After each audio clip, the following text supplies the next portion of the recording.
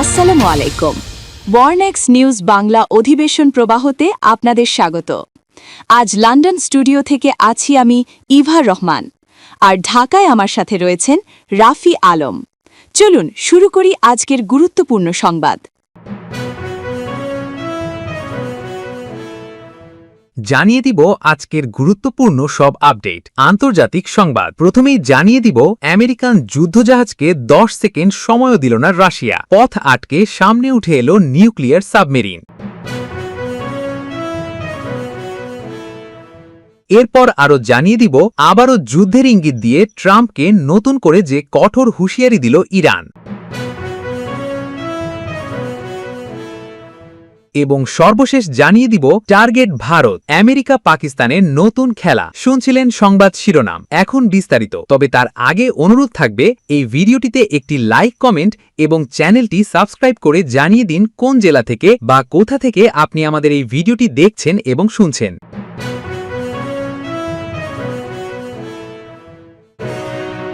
উত্তর আটলান্টিক মহাসাগরের বুক চিরে এগিয়ে চলছিল আমেরিকান নৌবাহিনীর আধুনিক যুদ্ধ জাহাজ ইউএসএস ডোয়াইট ডি আইজেনহাওয়ার। সবকিছুই ছিল শান্ত, স্বাভাবিক। কিন্তু সেই শান্ত পরিবেশে হঠাৎ করে সবকিছু বদলে গেল। আকাশে টহলরত বিমানের পাইলট তার রাডার স্ক্রিনে দেখলেন এমন কিছু যা সেখানে থাকার কথা নয়। এটি ছিল এক বিশাল রুশ পারমাণবিক সাবমেরিন, যা সরাসরি তাদের দিকেই এগিয়ে আসছে। রণতরীতে থাকা মার্কিন মেরিনরা যখন বুঝলেন এটি রাশিয়ার একটি ডুমসডে বা পারমাণবিক অস্ত্রবাহী দানব, তখন তারা ৪৭ মিনিটের মধ্যে সর্বাত্মক যুদ্ধের প্রস্তুতি নিতে শুরু করে। ন্যাটো বাহিনী তাকে ঘিরে ফেলার পরও সে রুশ সাবমেরিন ভয় না পেয়ে উল্টো মিসাইল লক করার দুঃসাহস দেখায়। আকাশে তখন আমেরিকার F-22 এবং রাশিয়ার Su-57 একে অপরের মুখোমুখি। বিশ্ব দাঁড়িয়েছিল তৃতীয় বিশ্বযুদ্ধের দ্বারপ্রান্তে। কিন্তু কেন পুতিন আমেরিকার এ পারমাণবিক শক্তিচালিত রণতরীর পথেই তার একটি ডুমসডে সাবমেরিনকে লেলিয়ে দিলেন? ইউএসএস ডোয়াইট ডি আইজেনহাওয়ারের সাথে বিশ্বের সেরা প্রতিরক্ষা ব্যবস্থা থাকা সত্ত্বেও কিভাবে সেই রাশিয়ান সাবমেরিনটি তাদের এতটা কাছে চলে আসতে পারল? আকাশে যখন আমেরিকার F-22 এবং রাশিয়ার Su-57 একে অপরের মুখোমুখি, তখন ঠিক কি ঘটেছিল যা ব্রিটিশ এবং স্কটিশ পাইলটদের পিছু হটতে বাধ্য করে? আর সবচেয়ে বড় প্রশ্ন, যুদ্ধের দ্বারপ্রান্তে পৌঁছে যাওয়ার পরও মার্কিন মেরিনরা ৪৭ মিনিটের মধ্যে সর্বাত্মক যুদ্ধের প্রস্তুতি কেন নিল? আসলে ৪৭ মিনিটের রুশ পরমাণু দানবটির সাথে কি করতে চাইছিল মার্কিন ফৌজ? এই সব ভয়ঙ্কর প্রশ্নের উত্তর জানতে ভিডিওটিতে একটি লাইক দিয়ে শেষ পর্যন্ত আমাদের সাথেই থাকুন। এই শ্বাসরুদ্ধকর নাটকের প্রেক্ষাপট ছিল অত্যন্ত গুরুত্বপূর্ণ। ইউএসএস ডোয়াইট ডি আইজেনহাওয়ারের নেতৃত্বাধীন নৌবহরটি কোনো সাধারণ টহলে ছিল না। তাদের মিশন ছিল উত্তর আটলান্টিকের একটি কৌশলগতভাবে গুরুত্বপূর্ণ সামরিক রুটকে সম্পূর্ণ নিরাপদ রাখা, যা GIUK গ্যাপ নামে পরিচিত। এ রুট দিয়েই ইউরোপ থেকে আমেরিকায় লক্ষ লক্ষ টন যুদ্ধ সরঞ্জাম, সৈন্য এবং অন্যান্য রসদ নির্বিঘ্নে পৌঁছানো যায়। ইউক্রেন যুদ্ধের পর এ রুটের নিরাপত্তা নিশ্চিত করা ছিল পেন্টাগনের জন্য সর্বোচ্চ অগ্রাধিকার। কিন্তু রাশিয়া হয়তো ঠিক এই দুর্বল জায়গাতেই আঘাত হানার পরিকল্পনা করেছিল। যখন আকাশে টহলরত P-8 পোসাইডন বিমানের পাইলট প্রথম তার রাডার স্ক্রিনে অস্পষ্ট বিন্দুটি দেখতে পান, তখন তিনি ভেবেছিলেন এটি হয়তো রাডারের কোনো ত্রুটি বা কোনো বড় তিমির ঝাঁক। কিন্তু না, সিগন্যালটা ক্রমশ শক্তিশালী এবং স্পষ্ট হচ্ছিল। কয়েক মিনিটের মধ্যেই ইউএসএস আইজেনহাওয়ারের কমব্যাট ইনফরমেশন সেন্টারে চূড়ান্ত বার্তা পৌঁছায় এটি একটি সাবমেরিন, এবং এর আকৃতি ও গতিবিধি বলছে এটি রাশিয়ার ইয়াসেন M ক্লাস বা তার চেয়েও উন্নত কোনো পারমাণবিক সাবমেরিন। এটি শুধু একটি আক্রমণকারী সাবমেরিন নয়, এটি একটি সমুদ্রতলের গোয়েন্দা, যা ৩ কিলোমিটার ব্যাসার্ধের মধ্যে যে কোনো ধরনের ইলেকট্রনিক সিগন্যাল, সোনার ফ্রিকোয়েন্সি এবং যোগাযোগ ব্যবস্থা ট্র্যাক করতে পারে। এর আসল উদ্দেশ্য ছিল মার্কিন নৌবহরের যোগাযোগ ব্যবস্থা, তাদের প্রতিরক্ষা কৌশলের দুর্বলতা এবং তাদের প্রতিক্রিয়ার সময় সম্পর্কে তথ্য সংগ্রহ করা। কন্ট্রোল রুমের একজন অফিসার যখন স্ক্রিনের দিকে তাকিয়ে তার ঊর্ধ্বতন কর্মকর্তাকে জানান, স্যার, সাবমেরিনটি বর্তমান গতিতে চললে ৪৭ মিনিটের মধ্যে আমাদের ইনার ডিফেন্সিভ প্যারামিটারের মধ্যে চলে আসবে, তখন পুরো যুদ্ধজাহাজে পিন পতন নীরবতা নেমে আসে। এ ৪৭ মিনিট ছিল একটি ভয়ঙ্কর কাউন্টডাউন, কারণ নৌযুদ্ধের নিয়ম অনুযায়ী যদি কোনো অজ্ঞাত বা শত্রু যান এই ইনার প্যারামিটার বা ৮ থেকে ১০ কিলোমিটারের প্রতিরক্ষা বলয়ের মধ্যে প্রবেশ করে, তাহলে তাকে সরাসরি শত্রু হিসেবে গণ্য করা হয় এবং আত্মরক্ষার জন্য তার উপর প্রিএমপ্টিভ বা আগাম হামলা চালানোর অনুমতি দেওয়া হয়। মার্কিন মেরিনরা জানত ৪৭ মিনিট পর হয়তো তাদের গুলি চালাতে হবে অথবা গুলির শিকার হতে হবে, তাই তারা সর্বাত্মক যুদ্ধের প্রস্তুতি নিতে শুরু করে। কিন্তু সবচেয়ে বড় প্রশ্ন, কিভাবে এটা সম্ভব হলো? ইউএসএস আইজেনহাওয়ারের চারপাশে ছিল একাধিক টিকে ওন্ডেরোগা ক্লাস ক্রুজার এবং আর্লি বার্গ ক্লাস ডেস্ট্রয়ার, যাদের এজিস কম্ব্যাট সিস্টেম বিশ্বের সেরা বলে পরিচিত। তাদের সাথে ছিল সাবমেরিন বিধ্বংসী হেলিকপ্টার এবং অ্যাটাক সাবমেরিন। এত বড় প্রতিরক্ষা বলয় ভেদ করে কিভাবে একটি রুশ সাবমেরিন এতটা কাছে চলে এলো? এর উত্তর হল রাশিয়ার অত্যাধুনিক স্টেলথ প্রযুক্তি। আধুনিক রুশ সাবমেরিনগুলো বিশেষ অ্যাকোস্টিক টাইলস দিয়ে ঢাকা থাকে যা শত্রু জাহাজের অ্যাক্টিভ সোনারের শব্দ তরঙ্গকে শোষণ করে নেয়। তাদের প্রোপালশন সিস্টেম এতটাই নীরব যে তারা প্রায় শব্দহীনভাবে চলতে পারে। এছাড়া তারা সমুদ্রের বিভিন্ন তাপমাত্রার স্তর বা থার্মাল লেয়ারের নিচে লুকিয়ে নিজেদের অ্যাকুস্টিক সিগনেচার মাস্ক করে, যা তাদের কার্যত অদৃশ্য করে তোলে।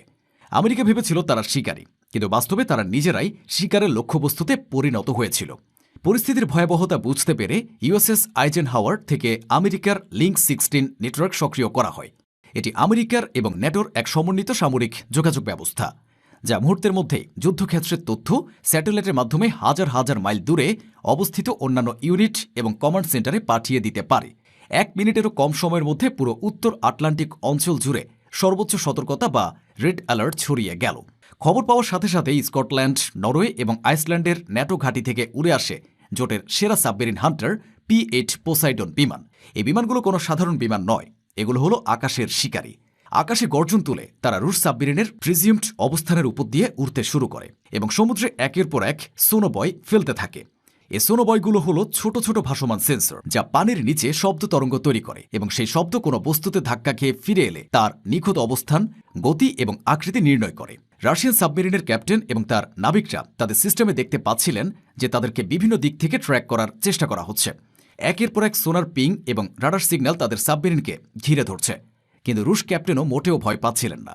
তিনি জানতেন এখানে অতিরিক্ত রক্ষণাত্মক হওয়া মানেই দুর্বলতার প্রকাশ পাওয়া, তাই তিনি একটি দুঃসাহসিক এবং ভয়ঙ্কর পাল্টা চাল দেন। তিনি তার মিসাইল সিস্টেম সক্রিয় করেন এবং আকাশে উড়তে থাকা দুটি পোসাইডন বিমান এবং ইউএসএস আইজেনহাওয়ারের সুরক্ষায় থাকা দুটি ছোট ডেস্ট্রয়ারকে একসাথে লক করেন। লক অন করার অর্থ হল মিসাইল সিস্টেম তার টার্গেট নির্ধারণ করে ফেলেছে এবং ক্যাপ্টেনের একটি মাত্র নির্দেশের অপেক্ষায় রয়েছে। এটি ছিল একটি স্পষ্ট এবং শীতল হুমকি, আর এক পা এগোলেই তোমাদের সলিল সমাধি হবে। একই সময়ে যখন সমুদ্রের নিচে এই স্নায়ুযুদ্ধ চলছিল, তখন আকাশে শুরু হয় আরেক ভয়ঙ্কর খেলা। রাশিয়ান সাবমেরিনকে সুরক্ষা দেওয়ার জন্য রাশিয়ার মূল ভূখণ্ড থেকে দুটি MiG-29 এবং তাদের পঞ্চম প্রজন্মের অপ্রতিরোধ্য স্টেলথ ফাইটার Su-57 ফেলন বিদ্যুৎ গতিতে আটলান্টিকের দিকে ছুটে আসে। তাদের লক্ষ্য ছিল ন্যাটোর পোসাইডন বিমানগুলোকে চ্যালেঞ্জ করা এবং প্রয়োজনে প্রতিহত করা। এই খবর পাওয়ার সাথে সাথেই ইউএসএস আইজেনহাওয়ারের ডেক থেকে দুটি F-22 র্যাপ্টর যুদ্ধবিমান আগুনের গোলা নিয়ে আকাশে উড়াল দেয়। F-22 র্যাপ্টর হল আমেরিকার সবচেয়ে উন্নত এবং গোপনীয় স্টেলথ ফাইটার, যা রাডারে প্রায় ধরা পড়ে না। তাদের লক্ষ্য ছিল রাশিয়ার জেটগুলোর মুখোমুখি হওয়া। আকাশে তখন বিশ্বের সেরা দুটি পঞ্চম প্রজন্মের যুদ্ধবিমান, আমেরিকার F-22 এবং রাশিয়ার Su-57, একে অপরের দিকে মিসাইল তাক করে। কিন্তু ব্রিটিশ এবং স্কটিশ পাইলটরা যারা পোসাইডন বিমানগুলোকে এসকর্ট করছিল, তারা জানতেন রাশিয়ার Su-57 অত্যন্ত শক্তিশালী এবং এর সাথে সরাসরি সংঘর্ষ মানে একটি বড় যুদ্ধের সূচনা, যার জন্য তারা প্রস্তুত ছিল না। তাই তারা কৌশলগতভাবে কিছুটা পিছিয়ে গিয়ে একটি নিরাপদ দূরত্ব বজায় রেখে পরিস্থিতি পর্যবেক্ষণ করতে থাকে। উত্তেজনা তখন একদম চূড়ায়। সমুদ্রের নিচে পারমাণবিক সাবমেরিন মিসাইল তাক করে আছে, আর আকাশে দুই পরাশক্তির সেরা যুদ্ধবিমানগুলো একে অপরকে ধ্বংস করার জন্য প্রস্তুত। একটি ভুল সিদ্ধান্ত, একটি ভুল বোঝাবুঝি বা একজন পাইলটের সামান্য স্নায়বিক চাপ থেকেই শুরু হয়ে যেতে পারত তৃতীয় বিশ্বযুদ্ধ। ঠিক এমন ভয়ঙ্কর মুহূর্তেই ওয়াশিংটন এবং মস্কোর সর্বোচ্চ পর্যায় থেকে সরাসরি নির্দেশ আসে পরিস্থিতি শান্ত করার। পেন্টাগন এবং ক্রেমলিন উভয় বুঝতে পারছিল এই উত্তেজনা আর বাড়তে দেয়া যাবে না। আমেরিকান যুদ্ধজাহাজের ক্যাপ্টেন তখন একটি বিশেষ ডিকনফ্লিকশন বা সংঘাত নিরসন চ্যানেলের মাধ্যমে সরাসরি রাশিয়ান সাবমেরিনের নাবিকের সাথে যোগাযোগ করেন। সংক্ষিপ্ত কথোপকথনে আমেরিকার ক্যাপ্টেন রাশিয়ান নাবিককে জানান যে তারা কোনো আক্রমণাত্মক মিশনে নেই এবং তারা শুধু তাদের নির্ধারিত রুট ধরে এগিয়ে যেতে চান। রাশিয়ান নাবিকও বুঝতে পারেন এখানে তার মিশন, অর্থাৎ তথ্য সংগ্রহ এবং শক্তি প্রদর্শন সম্পন্ন হয়েছে। তিনিও তার মিসাইল সিস্টেম নিষ্ক্রিয় করেন এবং তার সাবমেরিন ধীরে ধীরে সমুদ্রের তলে অদৃশ্য হয়ে যেতে থাকে। রাশিয়ান যুদ্ধবিমানগুলো তাদের আক্রমণাত্মক ভঙ্গি পরিবর্তন করে ঘাটের দিকে ফিরে যায়। ন্যাটো বাহিনীও তাদের রেড অ্যালার্ট তুলে নিয়ে প্রতিরক্ষা ব্যবস্থা শিথিল করে দেয়। কিন্তু সবচেয়ে আশ্চর্যের বিষয় হল যে ঘটনাটি পুরো বিশ্বকে একটি পারমাণবিক যুদ্ধের দ্বারপ্রান্তে নিয়ে গিয়েছিল, সেই ঘটনার কোনো খবরই আমেরিকার CNN, ফক্স নিউজ বা নিউ ইয়র্ক টাইমসের মতো কোনো প্রধান সংবাদ মাধ্যম প্রচার করেনি। কেন এই ভয়ঙ্কর ঘটনাটি বিশ্ববাসীর কাছ থেকে লুকিয়ে রাখা হলো? এর কারণ পেন্টাগন চায়নি যে বিশ্ব জানুক একটি রাশিয়ান সাবমেরিন তাদের সবচেয়ে সুরক্ষিত নৌবহরের এতটা কাছে চলে আসতে পেরেছিল। এটি তাদের $বিলিয়ন প্রতিরক্ষা ব্যবস্থার একটি বড় দুর্বলতাকে প্রকাশ করে দিত। এছাড়া তারা এই ঘটনাকে কেন্দ্র করে কোনো রাজনৈতিক বিতর্ক বা জনগণের মধ্যে অহেতুক আতঙ্ক তৈরি করতে চায়নি। তাই যে ঘটনাটি তৃতীয় বিশ্বযুদ্ধের সূচনা করতে পারত তা নীরবে ইতিহাসের পাতায় চাপা পড়ে যায়। এ ঘটনা প্রমাণ করে ক্ষমতা প্রদর্শনের চেষ্টা এবং পারস্পরিক অবিশ্বাস কিভাবে বিশ্বকে একটি পারমাণবিক যুদ্ধের দ্বারপ্রান্তে নিয়ে যেতে পারে। শেষ মুহূর্তের বিচক্ষণতা হয়তো বিপর্যয় এড়াতে পেরেছে, কিন্তু উত্তর আটলান্টিকের শান্ত নীল জলের নিচে আজও দুই পরাশক্তির সেই পুরনো স্নায়ুযুদ্ধ চলছে, আরও নীরবে, আরও গভীরে এবং আরও ভয়ঙ্করভাবে। যুক্তরাষ্ট্র ও ইসরায়েলের সঙ্গে ইরানের দীর্ঘদিনের বিরোধ আবারও নতুন করে উত্তপ্ত হয়ে উঠেছে। কূটনৈতিক আলোচনার টেবিলে সমাধানের পথ খোঁজা হলেও বাস্তবে পরিস্থিতি আরও একবার যুদ্ধের দিকে মোড় নিয়েছে বলে আশঙ্কা করা হচ্ছে। তেহরান ও ওয়াশিংটন উভয় পক্ষই তাদের অবস্থানে অনড় থাকায় সংঘাত থামার বদলে নতুন করে শুরু হওয়ার জোরালো সংকেত পাওয়া গেছে। ইরানের সশস্ত্র বাহিনীর পক্ষ থেকে সম্প্রতি এক কঠোর সতর্কবার্তা দেওয়া হয়েছে। আল জাজিরার এক প্রতিবেদন থেকে জানা গেছে, দেশটির সামরিক সদর দপ্তরের উপপ্রধান মোহাম্মদ জাফর আসাদি স্পষ্ট জানিয়ে দিয়েছেন, যুক্তরাষ্ট্র বা ইসরায়েলের যে কোনো ধরনের বোকামি বা দুঃসাহসিক পদক্ষেপের জবাব দিতে ইরান পুরোপুরি উন্নত প্রযুক্তি এবং অভিজ্ঞ চিকিৎসক দলের নিরলস প্রচেষ্টায় আমরা আছি আপনার পাশে। ডেল্টা হাসপাতাল প্রস্তুত। তেহরানের দাবি, ওয়াশিংটন আসলে কোনো চুক্তি বা আন্তর্জাতিক আইনের তোয়াক্কা করেনি। তাদের বর্তমান কর্মকাণ্ড মূলত সংবাদ মাধ্যম কেন্দ্রিক এবং তেলের বাজারের নিয়ন্ত্রণ ধরে রাখার একটি কৌশল মাত্র। অন্যদিকে মার্কিন প্রেসিডেন্ট ডোনাল্ড ট্রাম্প ইরানের দেওয়া সর্বশেষ শান্তি প্রস্তাব প্রত্যাখ্যান করেছেন।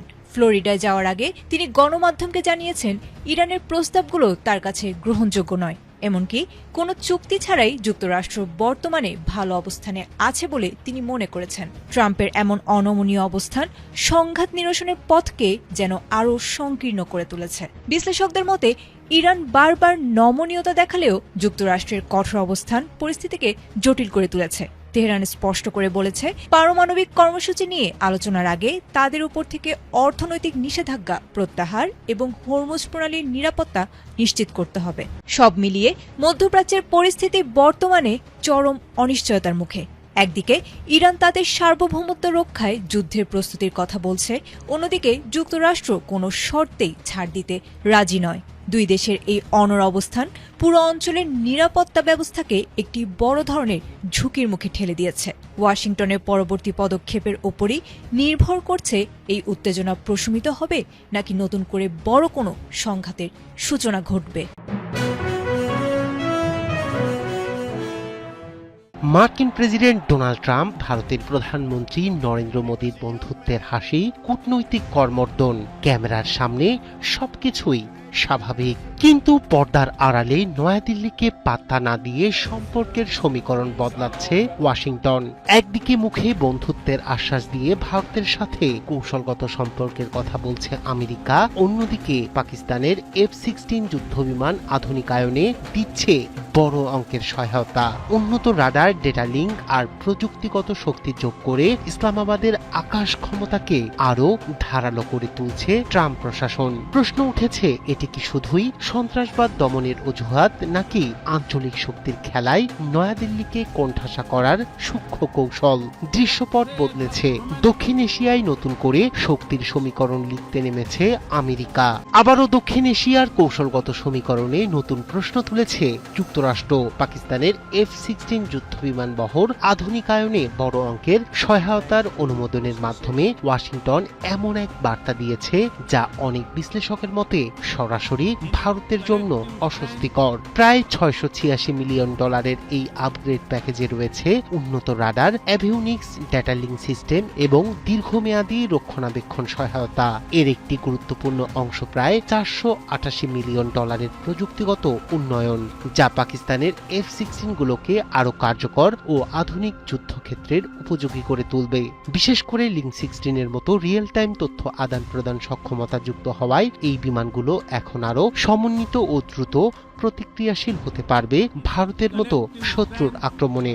এই পদক্ষেপকে সন্ত্রাসবাদ মোকাবিলায় পাকিস্তানের সক্ষমতা বাড়ানোর জন্য কৌশল হিসেবে আখ্যা দিয়েছে পেন্টাগন। তাদের দাবি, এটি নতুন কোনো অস্ত্র সরবরাহ নয়, বরং বিদ্যমান প্ল্যাটফর্মের রক্ষণাবেক্ষণ ও আধুনিকায়ন। তবে প্রশ্ন উঠেছে, বাস্তবে কি সত্যি সন্ত্রাসবাদ দমন, নাকি এর পিছনে রয়েছে বৃহত্তর রাজনৈতিক হিসাব? শুরু থেকেই এই সিদ্ধান্তের বিরোধিতা করে আসছে ভারত।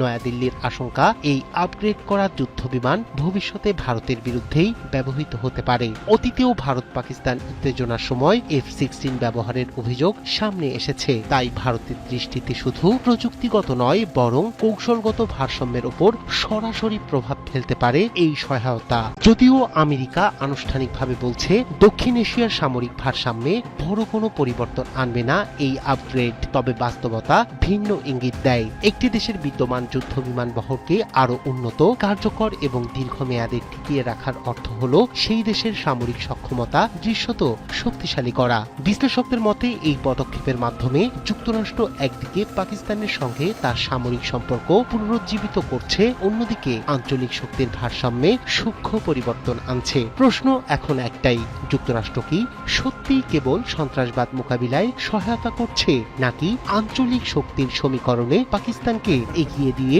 ভারতকে কৌশলগতভাবে চাপের মধ্যে রাখছে?